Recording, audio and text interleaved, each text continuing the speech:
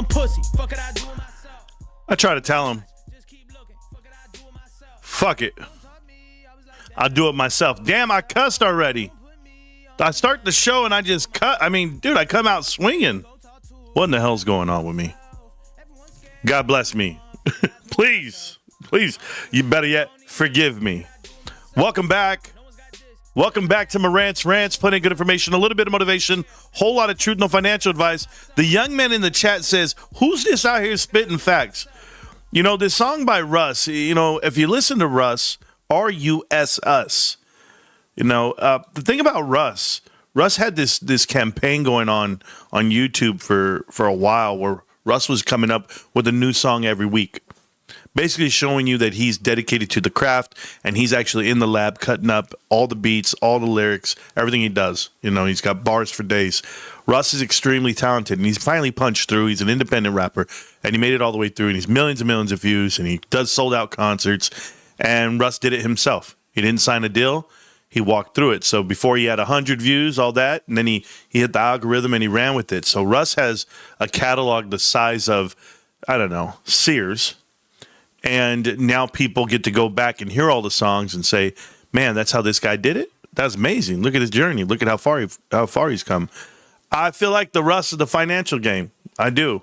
I feel like I'm that guy who's the hidden gem that people aren't talking about. And then, you know, we've been hosting the #1 show on YouTube for the last 5 years. And just enough. You know, my son goes, Dad, how many people watched the last live stream versus the other ones? I said, I've had them for 4,000, 5,000, 10,000. Every night we're live, so maybe 2,000 to 3,000, whatever it may be. But people don't understand those numbers because they're too busy looking at TikTok. They're too busy looking at Twitter, and they think millions and millions of impressions is the way to. It's not that. We have consistent 2,000 investors watch this show every night. 2,000 investors. That is a big number. Why is it a big number? Because those 2,000 investors are more informed and more educated about markets, about value, about private equity, about balance sheets, all the things that we had to teach ourselves. Because when I say, fuck it, I'll do it myself, excuse the vernacular, excuse the expression, but that's exactly what I'll do. So they keep telling me I'm an asshole to tell me something that I don't know. Hey, bros, but I do it so casual. It comes natural. Anyway, yeah. I'm feeling a certain way. My first song cusses, the second song cusses. I'm snapped, bro. Marantz, he's unhinged. But I got slaps for years. Yeah, bro, I've got a nut. My catalog's massive, bro. Has ever seen it? You ever go watch a video? Just go watch like old videos. They're hilarious, bro. Especially the ones where I'm out there throwing out the salsa. I'm out there. What'd you say, punk? Are you serious? You silly rabbit? I'm coming for your fedora, Korax. Yeah, one of the many viewers, the 2,000, might all be meltdown views. You know, I don't want GameStop to take off. People keep thinking GameStop takes off, Marantz's channel's going to blow up. He's going to get all these views. No, I'm not, because those meltdown guys are going to go into hiding. They're the ones watching. Sorry to break it to you guys. My most viewed videos are from the meltdown. That's awesome. And what is the meltdown? It's just a website of people hating on me. That's what they want to do. That's their livelihood. I'm pinned to their videos. A video of lies that I've proven as lies from my brother is their #1 video. It's hilarious. So they don't know. They don't understand Rico. Like everybody understands Rico here. And Rico will go to the internet. And Rico will go on TikTok and Twitter or wherever he goes. And Rico will put out lie after lie after lie. And why? And he tells my dad, he goes, hey, man, a click's a click. I'm getting views and I'm getting paid for them. And I'm like, bro, I don't want to do it to you. So I don't fight with mud. I don't sling it. And I could, and I don't. I said, yeah. So then whenever I catch him and he corrects himself, Marantz never played sports. He flunked out of school. Yeah. Went to Cal State. Yeah. Joined the military before you. But hey, didn't I go to high school? Didn't I do well? Yeah. You sure? Are you sure about that? Anybody ever asked themselves what the GT score is that you need to to do CAPIT, CID, MP? Anybody who knows the GT score you need? Huh? I don't know. Maybe you need a minimum. You know, I don't know too much. Anybody know this stuff? Maybe it's just me. Yeah. It's okay. Marantz never played ball. Hey, I just want to give a shout out to my brother for catching the game-winning touchdown. It was hilarious. It was hilarious. Oh man, I love him. It's a 115 because I can. You're very close. 110 is if you'd like to do some things within the military police force, but 115 for the other side. I don't even know what a GT score is, bro. General technician score. You know how everybody brags about, like, they go rock around, they go, what's your ASVAT score? Nobody cares about the ASVAT. That's not what they go for. They go for your GT score, and you got to have a certain GT score. I scored over 115. I think my brother was in a 129, 130 range. He's a certified genius. The guy went to the damn military intelligence school, and he became an instructor, and, you know, he worked at the NSA. He's all that. He's really that. But me, I'm not so bright. I want to go off the edge saying I'm very ignorant and I'm dumb and I don't know much. That's what I'd love to be recognized for. You know, I don't understand. I don't know. How about this investment called Nvidia? Do you understand it, Marantz? No, I don't understand it. And the reason why I don't understand it, to be honest, is because, and not that, to be honest, he prefaces it with the lie because he lies all the time. So now he wants to be honest and he wants to make that announcement. No, that's not what I want to do. I'm sorry, but your brother pretended to be an online gigolo.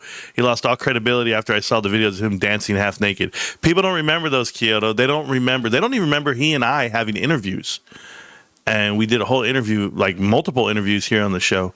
And if you saw them, the very first one, he comes out like a respectable human. Like, hey, and I'm right there the whole time interviewing him. I'm like, all these videos exist in this page on our page, on our channel here. And I'm in there being like a reasonable person. Like, hey, bro, I'm like, no, he's trying to be a reasonable person. But me, I'm looking at him as I'm interviewing. I'm just like, hey, bro, are you going to be yourself or are you going to lie for everybody? Is this you? I go, what's this front you're doing? This is who I am, sir. I'm this guy. And I was like, what? What? And it was like from one day to the next, in one of the interviews, he just snapped and he went to who he is. And if people could ever see that, it would be hilarious. He was like, all right, bro, here we go. BigBootyBitches.com, blah, blah, blah. It was a male gigolo, man. It was terrible. It was all from the shows. They're called 1 week anniversaries. He's like, yeah, I got to celebrate 1 week anniversary. I go, what are we, in middle school? What the hell? 1 week? Yeah, accelerated timeline, bro. I'm getting it in, blah, blah, blah. It was crazy, man. Crazy. And that's when my wife, she heard the interviews and she goes, no, you can't. You already know how it's going to go. Get away from it. I said, you're right. I can't pair up. She knows that it'd be reckless, and it would have been. And that's why I saved myself from it. But, you know, it doesn't stop him from doing what he does. So life goes on. Shout out to all the people in the chat. I know you guys are back, and I appreciate you. You know, I wanted to talk about this thing. I was reading the 10K for Nvidia. I went through because I was looking for specifics on timeline, and I didn't get them. But people say there's timeline specifics in there. I was still reading, but I had to go pick up my son from his school. He wanted to hang out. So here's the problem that we're having with Nvidia. If you guys don't know, it's the number one stock in the world. Nvidia dropped their 10K yesterday, late night. And so that's their annual report. People start reading it. And if you read it and you understand the difference between gains and hyperscalers and risk, then you'll understand that the commitments that they have for the inventory itself, the producers of those chips, the Taiwan Semiconductor, basically locked Nvidia in for a larger order, but for a longer time frame.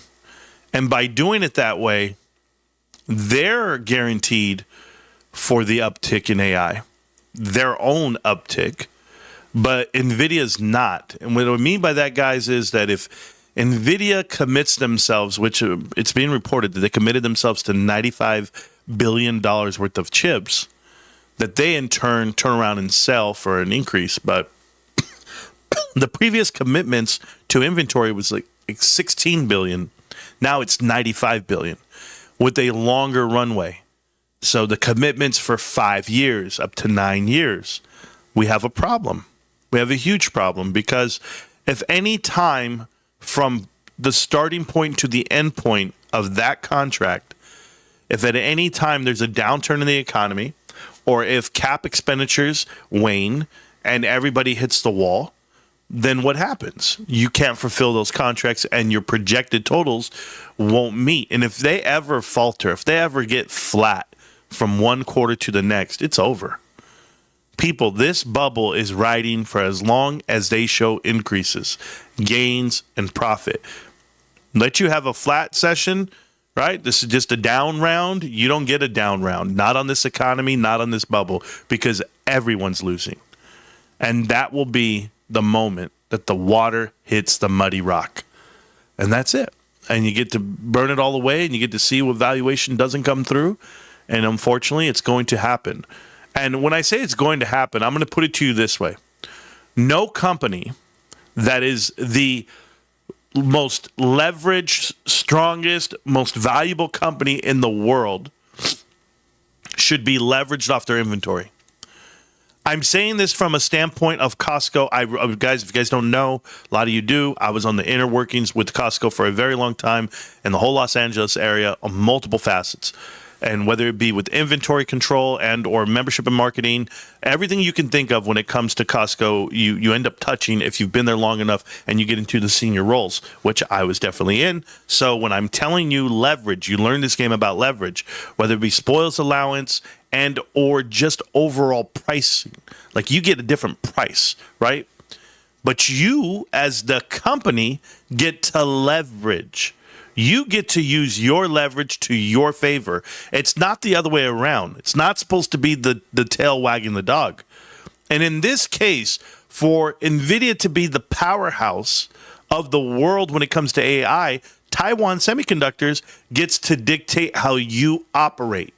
And the problem with that is everyone's invested with you, Nvidia. And with you is now in a risk that is on like no one's ever seen. And you can't sidestep it between all the uncertainties out there. Software returns, AI infrastructure, other people going with other things like AMD partnering up with Meta. And you tell me you pushed off all of ARM's holdings and CoreWeave can't even answer a simple question about software. And then here's the data center build out. Here's the electricity that's not there in power grid. So tell me all of these things in combination to the fact that you are now beholden to TSMC for an extended period of time. I pray to God that someone else doesn't design these chips better, that the competition doesn't walk in and they do it for less, and they figure a way to do this better. Because the way it works right now is you're the only game in town. But the minute you have a down round, the prices will stop. The price increases. Right now, what they're actually vetted on and waiting on is the fact that they built off of margin. The increase that you see is not necessarily growth, it's actual margin. What that means is they are literally price gouging for their chips, and they can. But what happens when you're left with too much of something?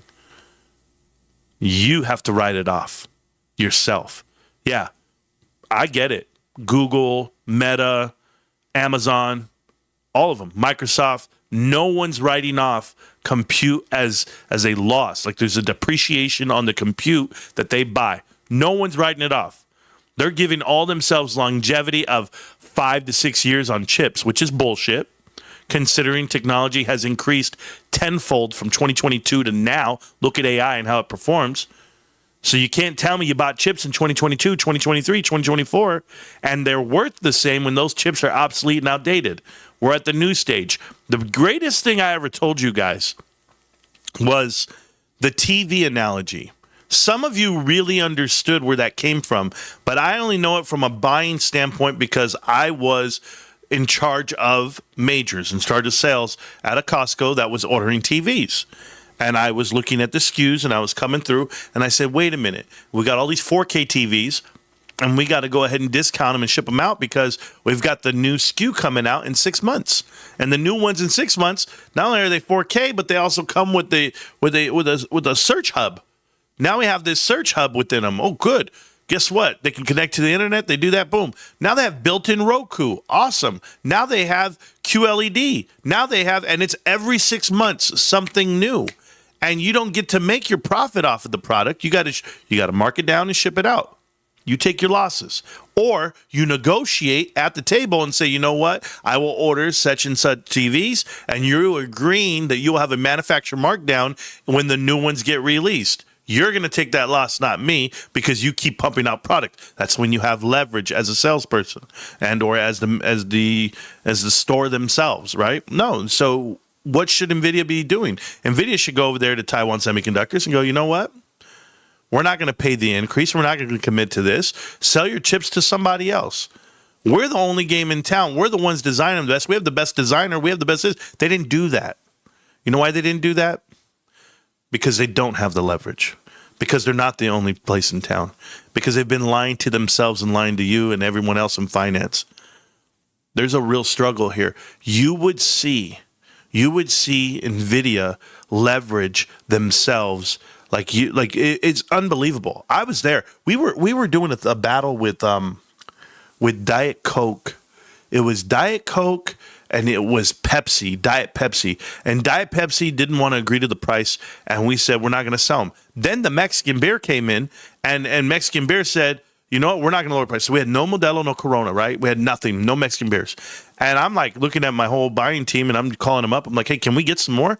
We got empty spots on the floor. We got pallets of this, we got pallets of that. And you know what they said? They go, no, we're not going to sell them. We're not going to sell them for 3 more weeks until they want to come back to the table at the price and they want to act right. We're not going to sell them. And I was like, well, okay, what are we going to do? Then next thing you know, Stella Artois, boom, comes in. And then you come out with Heineken. We had all the import beers just popping up. No Mexican beers. And I was like, this is crazy. This is how we're doing it? Yeah. And guess what? People still bought this shit. They still bought Coors Light. They still bought Miller. Then it happened. They signed the deal. Everybody agreed to the price that we broke them. That's what you do as a realtor, right? As a realty company, a big box realtor, as we call it. So in the world of leverage for products, Nvidia doesn't know how to play this game. That's what it looks like. It looks like they don't know how to leverage themselves. They're $5 trillion company. Jensen Hung, he's already paid. What does he care? The leverage you see and this risk that they're putting on for this whole market, people are going to pay for it and they're going to lose it all.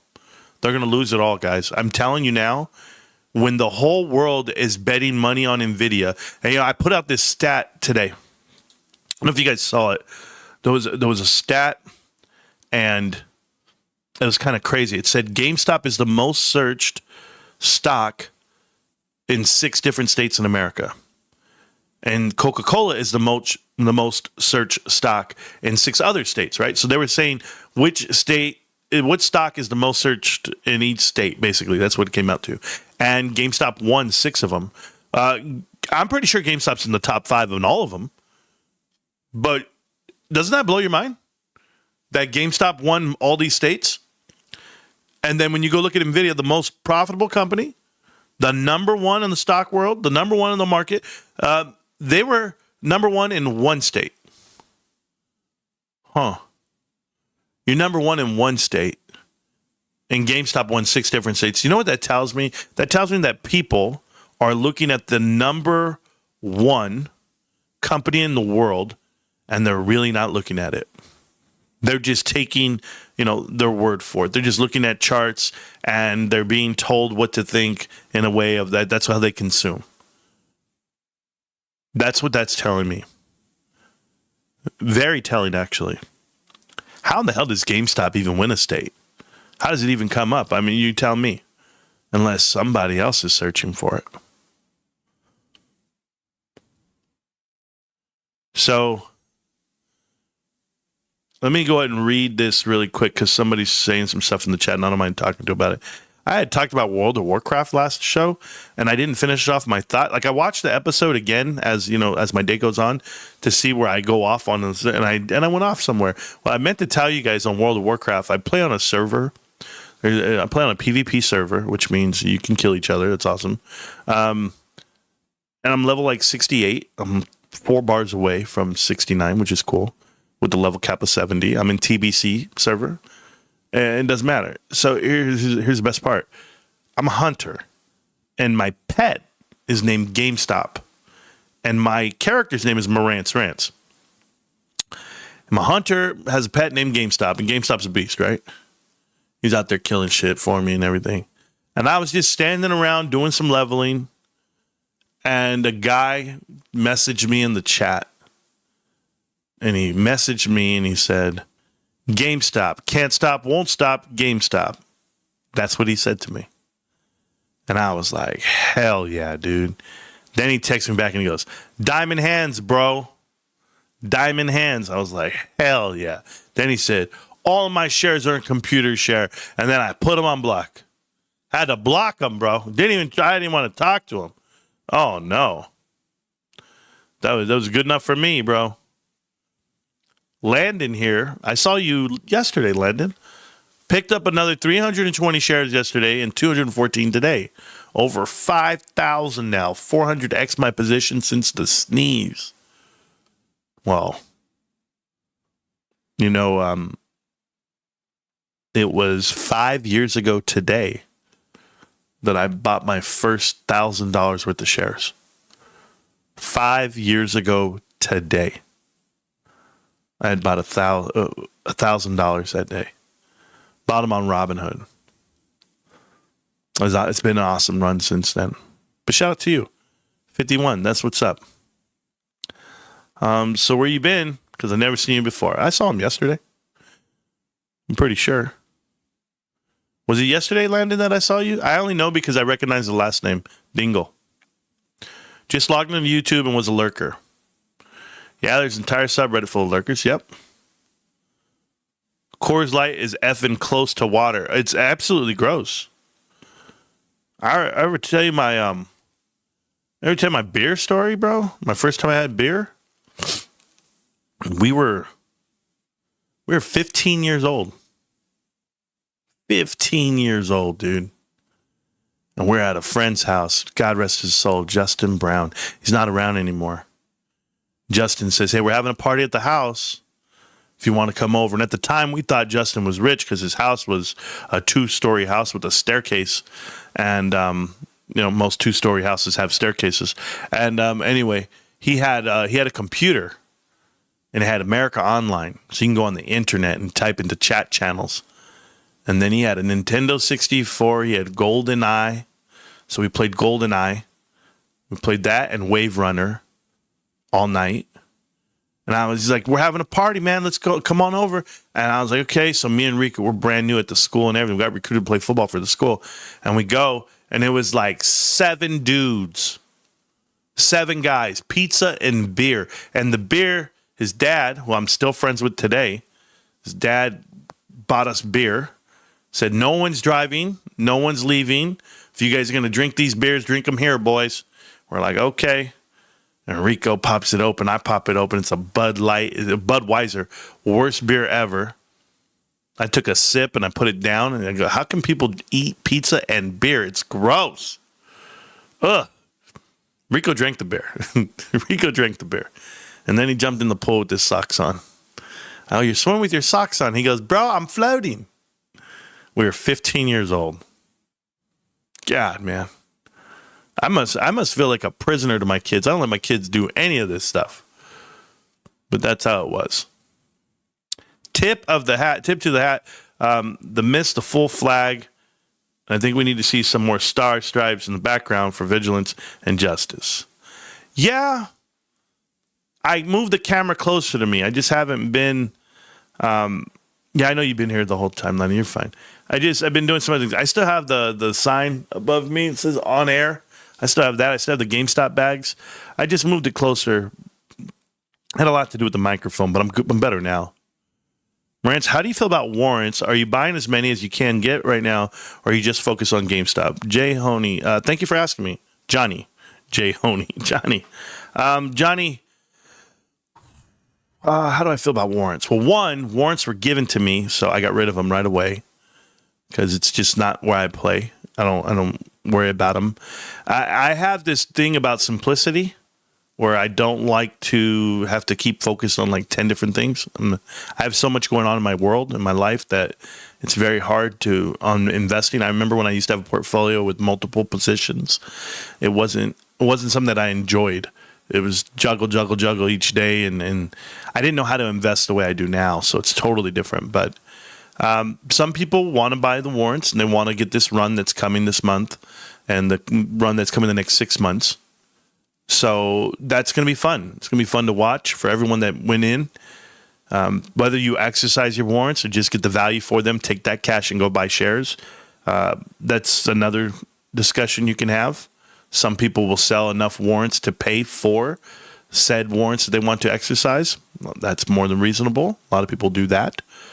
But for me personally, for the day-to-day, I only buy GameStop shares. And I bought more today. Some of you guys got the memo. I don't know if you guys got the memo. I'm up to 2485. I'm at 5 now. Let's see. It's right here.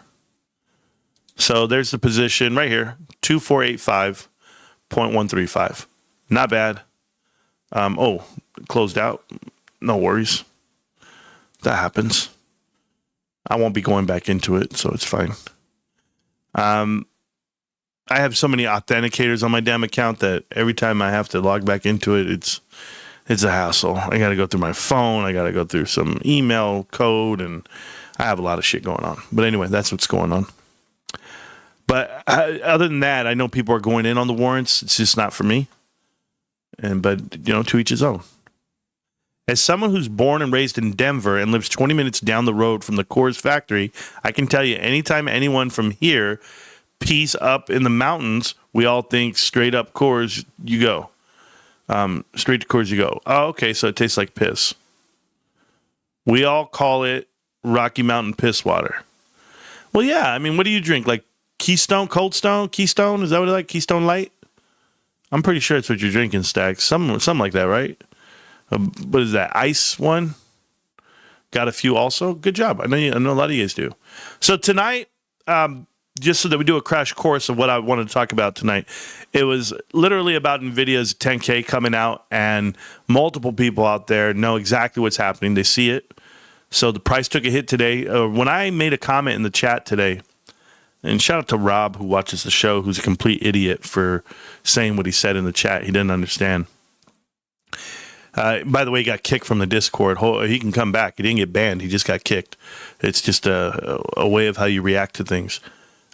Here's what happened today in the Discord. I don't know if you guys saw. I had put in a notice and I said, this might be it. Here's some signs. The market's on a turn down. And this guy goes and buys puts on the market. He goes out there and buys this and that. I mean, he's just playing volatility games. Then he comes to the chat and he tells everybody, if you listened to Marantz's signals, then you would make some money too. Look at me. I did, and look at what I made. And I'm just like, yo, first off, I don't give out signals. That's not what I'm doing. And you making bets on signals is stupid.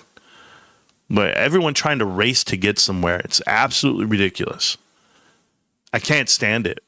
I just cannot stand it. That people have an appetite for risk. People have an appetite for negligence, for ignorance. It blows my mind. Because we can sit here and talk fundamentals. We can sit here and talk about, the pros and cons of investing long. But yet the minute people think that they could get something and take some, I just don't get it. Like, how dumb could you be? The equivalent of these guys are like people who walk in, like, try it for me. All you you guys are all the same. Like, they'll say, oh, I got a flat tire, but the top of my tire is still has air in it because it's only flat at the bottom. You say stuff like that, and I'm like, what are you talking about? How stupid are you? That's how I feel about all of this, right?